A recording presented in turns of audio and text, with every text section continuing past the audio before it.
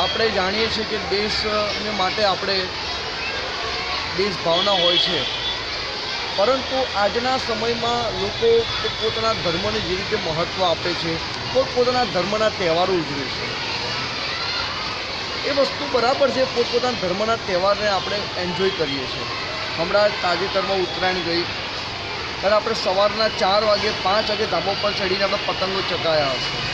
રાત્રે આપણે ધાબા પરથી નીચે ઉતર્યા હોઈશું. તો આપણે આપણા ધર્મના તહેવારોને ઉત્તરાયણને મહત્ત્વ આપીએ છીએ, તો શા માટે આપણે આપણા રાષ્ટ્રીય તહેવારને, નેશનલ ફેસ્ટિવલને મહત્ત્વ ના આપીએ? આવો મિત્રો, 14મી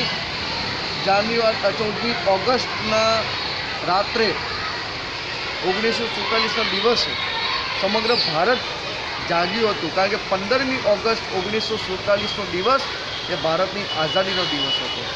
તે આપણો રાષ્ટ્રીય તહેવાર.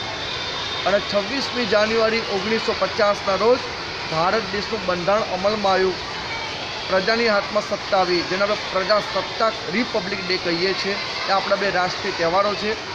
આપણે આ રાષ્ટ્રીય તહેવારો આપણે આનંદ, ઉમંગ અને ઉત્સાહથી મનાવીએ, અને આ તહેવારની આપણે લોકો આગળ એના દેશભક્તિની વાતો કરીએ, આપણા જવાનોની વાતો કરીએ, આપણા ક્રાંતિકારીઓની વાત કરીએ, અને દેશ ભાવના આપણામાં આવે અને દેશ એક થઈને આ તહેવારોનો સારામાં સારી રીતે ઉજવણી કરે.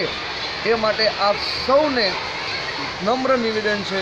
Happy Republic day in advance. જય હિન્દ.